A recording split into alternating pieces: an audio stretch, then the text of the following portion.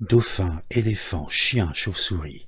Les pauvres bêtes ont souvent fait partie des tactiques militaires et été envoyées en mission suicide contre l'ennemi. Des ruses parfois incroyablement sophistiquées. Il y eut le renard kamikaze. Une des premières références aux animaux comme armes de guerre figure dans l'Ancien Testament. Il y est raconté que Samson, dans sa guerre contre les Philistins, attrapa 300 renards et les attacha deux par deux pour placer une torche enflammée entre leurs queues. Affolés, les pauvres bêtes semèrent la panique et enflammèrent les tas de gerbes, les blés sur pied et jusqu'aux plantations d'oliviers. Une technique également utilisée par l'artillerie allemande au XVIe siècle, qui envoyait des chats et des pigeons enflammés en attaque suicide contre les ligues ennemies. Procurez-vous un chat issu du château que vous voulez attaquer. Attachez-lui un sac sur le dos, mettez-y le feu et laissez-le fuir vers un endroit où il pensera trouver refuge. Autrement dit, le château ou la réserve à paille où il a l'habitude de s'installer.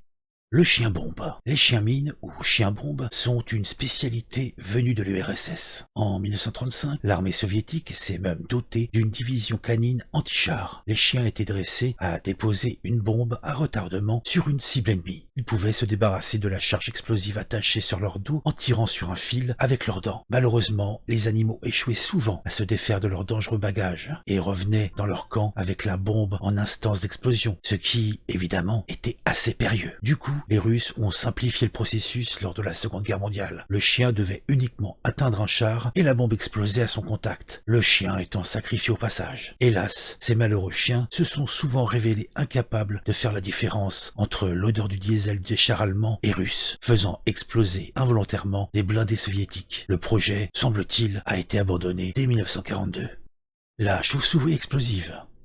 Lorsqu'il apprend l'attaque de Pearl Harbor en 1941, Little S. Adams est en vacances près des grottes de Carlsbad, dans le sud des États-Unis, connu pour accueillir des dizaines de colonies de chauves-souris. L'idée fait immédiatement tilt dans l'esprit du dentiste. Pourquoi ne pas utiliser ces dernières, très habiles pour se repérer dans la nuit, comme mini-engins inflammables contre les Japonais? Ni une ni deux, il envoie son plan à une de ses connaissances, une certaine Eleanor Roosevelt, la femme du président américain. Quelques mois plus tard, son idée se retrouve sur la liste des projets militaires du gouvernement sous le nom Projet X-Ray. Pas moins de 2 millions de dollars lui seront alloués d'après le site The Atlantic, avant que l'armée ne jette l'éponge, faute de tests probants. Plus d'une trentaine au total. Entre-temps, les États-Unis ont décidé d'allouer leurs moyens à une arme beaucoup plus efficace, la bombe atomique. Le dauphin des mineurs. Dans les années 60, l'armée américaine s'est dotée d'une unité de mammifères marins, la Navy Marines Mammal Program. Au départ, l'US Navy s'intéressait aux capacités hydrodynamiques du dauphin dans le but d'élaborer des tourpilles. Par la suite, dauphins, orques et otaries y étaient entraînés à détecter des mines sous-marines, à récupérer des objets dangereux ou à localiser des plongeurs et des pilotes perdus en mer. Ces dauphins des mineurs auraient été déployés durant la guerre du Vietnam et plus récemment dans le Golfe Persique lors de la guerre en Irak en 2003. Critiquée par les défenseurs des animaux, l'US Navy a décidé l'an dernier de remplacer les animaux marins par des robots drones. Elle a toutefois promis de continuer à veiller sur ses fidèles serviteurs, même une fois à la retraite. L'éléphant char. Plus grand mammifère terrestre, l'éléphant a fréquenté de nombreux champs de bataille durant l'Antiquité. En 326 avant Jésus-Christ, lors de la bataille de l'Hytaspe, le Maharaja indien Porus aligne 200 éléphants face à l'armée macédonienne d'Alexandre le Grand. Ces mastodontes sèment la panique chez les chevaux macédoniens et causent de lourdes pertes à l'infanterie. L'ajout de tours sur le dos des éléphants, Oda, constituera une avancée militaire majeure permettant d'embarquer archers et lanceurs de javelots. Grecs, Parthes, Carthaginois et Chinois monteront eux aussi des pachydermes dans leur rang, avant tout destinés à impressionner l'armée adverse ou à servir de bélier pour enfoncer des portes. Totalement disparu d'Occident vers 190 après Jésus-Christ, les éléphants continueront à servir chez les Indiens, notamment chez les sultans de Delhi qui en ont possédé jusqu'à 3000 au moment de leur apogée au XVe siècle, ou parmi les Mongols dotés d'une troupe de 5000 bêtes à la fin du XVIIe siècle.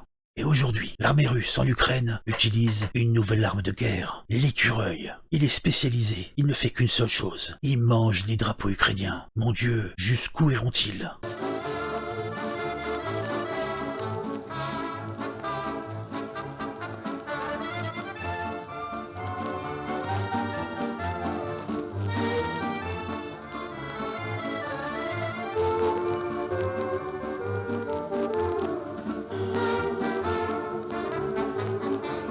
Расцветали яблоня и груша, поплыли туманы над рекой. Выходи берег, Катюша, на высокой, на берег крутой.